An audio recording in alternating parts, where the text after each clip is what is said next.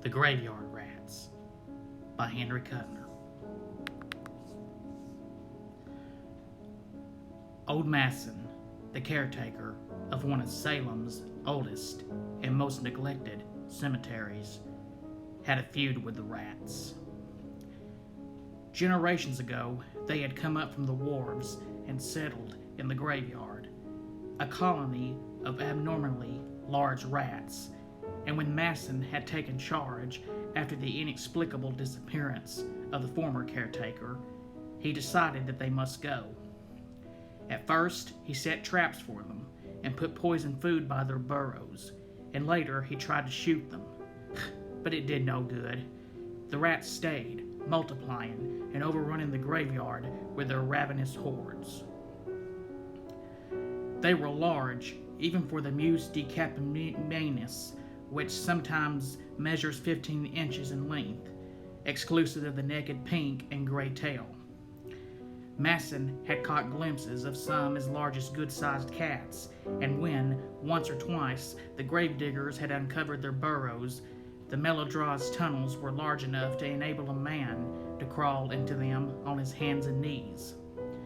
The ships that had come generations ago from distant ports to the rotting Salem wharves had brought strange cargoes.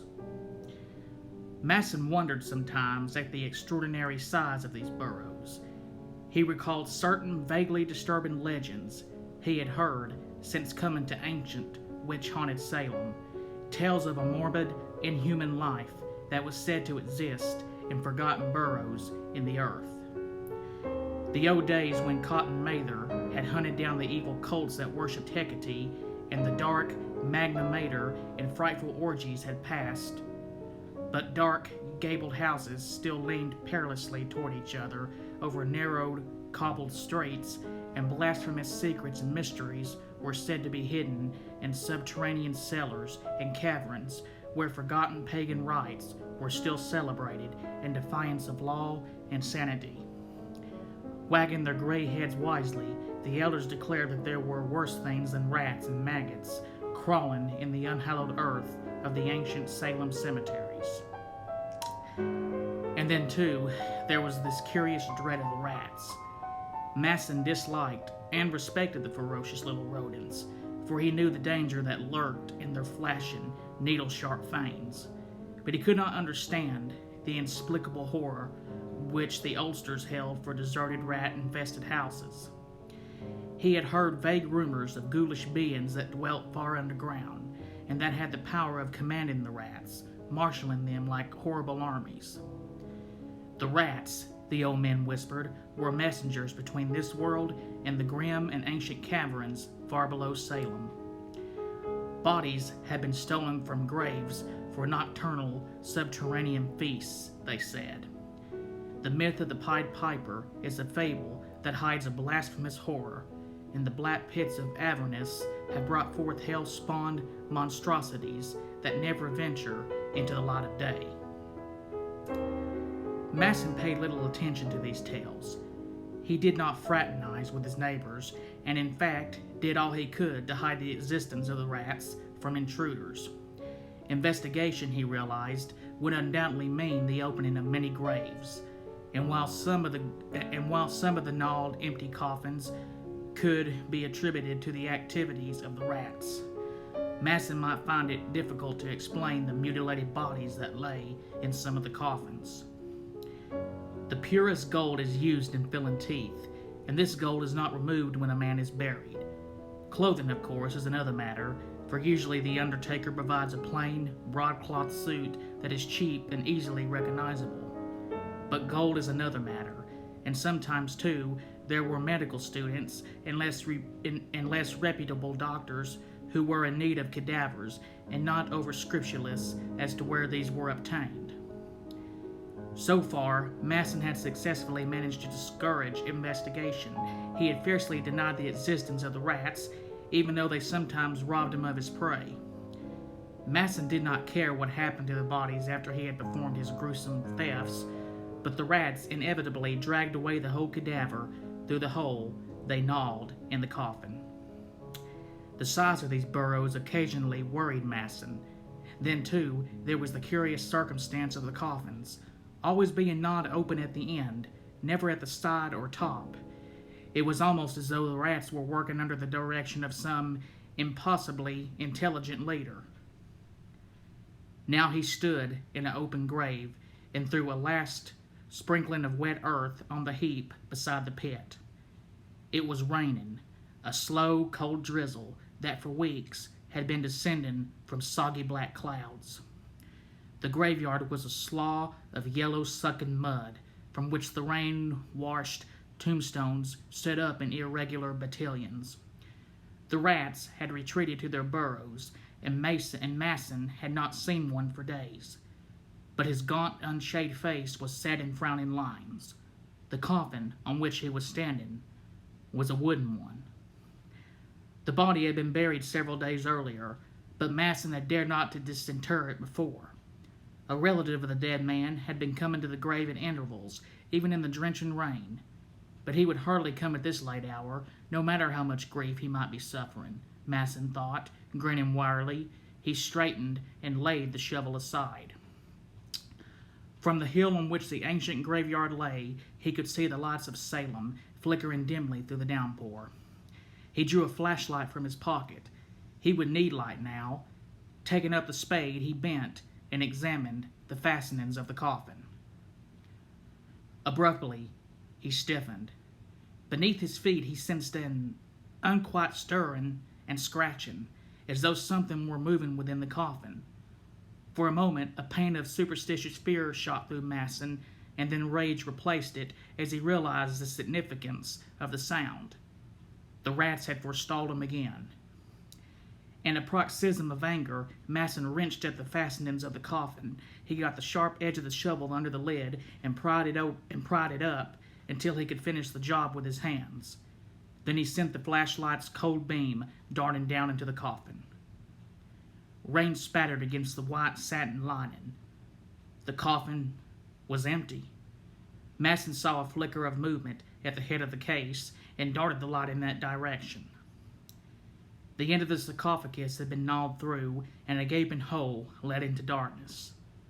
A black shoe, limp and dragging, was disappearing as Masson watched, and abruptly he realized that the rats had forestalled him by only a few minutes. He fell on his hands and knees and made a hasty clutch at the shoe, and the flashlight incontinently fell into the coffin and went out. The shoe was tugged from his grasp. He heard a sharp, excited squealing, and then he had the flashlight again and was darting its light into the burrow. It was a large one. It had to be, or the corpse could not have been dragged along it. Masson wondered at the size of the rats that could carry away a man's body, but the thought of the loaded revolver in his pocket fortified him. Probably if the corpse had been an ordinary one, Masson would have left the rats with their spoils rather than venture into the narrow burrow. But he remembered an especially fine set of cufflinks he had observed, as well as a stickpin that was undoubtedly a genuine pearl. With scarcely a pause, he clipped the flashlight to his belt and crept into the burrow. It was a tight fit, but he managed to squeeze himself along. Ahead of him in the flashlight's glow, he could see the shoes dragging along the wet earth of the bottom of the tunnel. He crept along the burrows as rapidly as he could, occasionally barely able to squeeze his lean body through the narrow walls. The air was overpowering with its musty stench of carrion. If he could not reach the corpse in a minute, Masson decided, he would turn back. Belated fears were beginning to crawl, maggot-like, within his mind, but greed urged him on. He crawled forward, several times passing the mouths of adjoining tunnels. The walls of the burrow were damp and slimy, and twice lumps of dirt dropped behind him. The second time he paused and screwed his head around to look back. He could see nothing, of course, until he had unhooked the flashlight from his belt and reversed it. Several clods lay on the ground behind him, and the danger of his position suddenly became real and terrifying. With thoughts of a cave-in making his pulse race, he decided to abandon the pursuit, even though he had now almost overtaken the corpse and the invisible things that pulled it. But he had overlooked one thing. The burrow was too narrow to allow him to turn.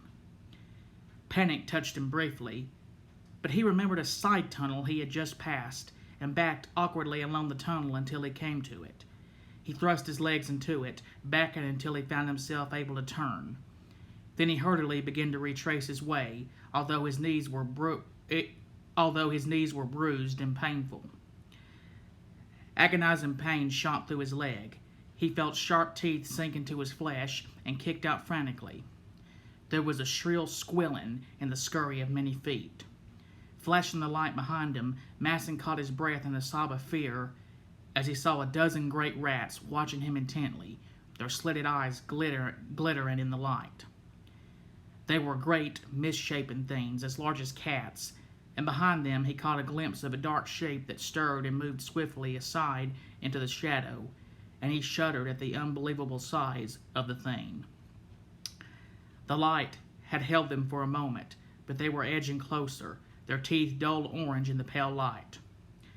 Masson tugged at his pistol, managed to extricate it from his pocket, and aimed carefully. It was an awkward position, and he tried to press his feet into the soggy sides of the burrow so that he should not inadvertently send a bullet into one of them. The rolling thunder of the shot deafened him for a time, and the clouds of smoke set him coughing. When he could hear again and the smoke had cleared, he saw that the rats were gone. He put the pistol back and began to creep swiftly along the tunnel, and then with a scurry and a rush they were upon him again. They swarmed over his legs, biting and squealing insanely, and Masson shrieked horribly as he snatched for his gun. He fired without aiming, and only luck saved him from blowing a foot off. This time the rats did not retreat so far, but Masson was crawling as swiftly as he could along the burrow, ready to fire again at the first sound of another attack. There was a patter of feet, and he sent the light stabbing behind him. A great gray rat paused and watched him. Its long, ragged whiskers twitched, and its scabrous, naked tail was moving slowly from side to side. Masson shouted, and the rat retreated. He crawled on, pausing briefly, the black gap of a side tunnel at his elbow, as he made out a shapeless huddle on the damp clay a few yards ahead. For a second, he thought it was a mass of earth that had been dislodged from the roof, and then he recognized it as a human body. It was a brown and shriveled mummy, and with a dreadful unbelieving shock, Masson realized that it was moving.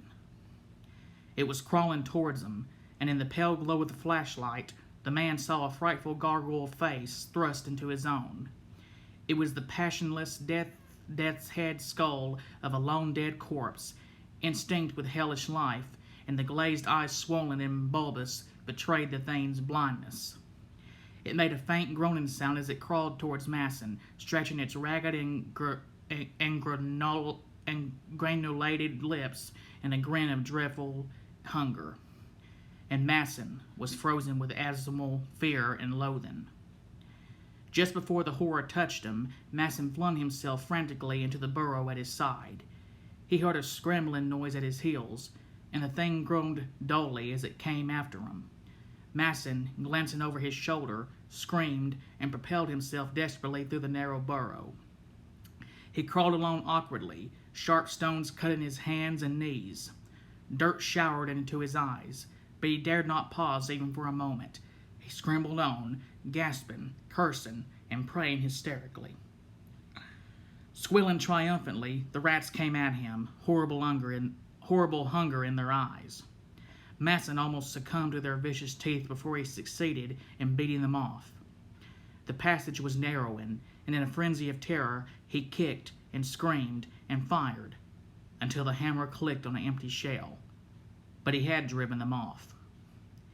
He found himself crawling under a great stone embedded in the roof that dug cruelly into his back. It moved a little as his weight struck it, and an idea flashed into Mason's fright-crazed mind. If he could bring down the stone so that it blocked the tunnel. The earth was wet and soggy from the rains, and he hunched himself half upright and dug away at the dirt around the stone. The rats were coming closer. He saw their eyes glowing in the reflection of the flashlight's beam. Still, he clawed frantically at the earth. The stone was given. He tugged at it, and it rocked in its foundation. A rat was approaching, the monster he had already glimpsed. Gray and leprous and hideous, it crept forward with its orange teeth bared, and in its wake came the blind, dead thing, groaning as it crawled. Masson gave a last frantic tug at the stone. He felt it slide downwards, and then he went, scrambling along the tunnel. Behind him, the stone crashed down, and he heard a certain frightful shriek of agony. Clods showered upon his legs. A heavy weight fell on his feet, and he dragged them free with difficulty. The entire tunnel was collapsing. Gasping with fear, Masson threw himself forward as the soggy earth collapsed at his heels. The tunnel narrowed until he could barely use his hands and legs to propel himself. He wriggled forward like an eel, and suddenly felt satin tearing beneath his claw and fingers, and then his head crashed against something that barred his path. He moved his legs, discovering that they were not pinned under the collapsed earth. He was lying flat on his stomach, and when he tried to raise himself, he found that the roof was only a few inches from his back. Panic shot through him. When the blind horror had blocked his path, he had flung himself desperately into a side tunnel, a tunnel that had no outlet. He was in a coffin, an empty coffin, into which he had crept through the hole the rats had gnawed in its end. He tried to turn on his back and found that he could not. The lid of the coffin pinned him down inexorably. Then he braced himself and strained at the coffin lid. It was unmovable, and even if he could escape from the sarcophagus, how could he claw his way up through 5 feet of hard-packed earth? He found himself gasping. It was dreadfully fetid, unbearably hot. In a paroxysm of terror, he ripped and clawed at the satin until it was shredded. He made a futile attempt to dig with his feet at the earth from the collapsed burrow that blocked his retreat. If he were only able to reverse his position, he might be able to claw his way through to air. Air. White-hot agony lanced through his breast, throbbed in his eyeballs. His head seemed to be swelling, growing larger and larger, and suddenly he heard the exultant squealing of the rats. He began to scream insanely, but could not drown them out. For a moment, he thrashed about hysterically within his narrow prison, and then he was quiet, gasping for air.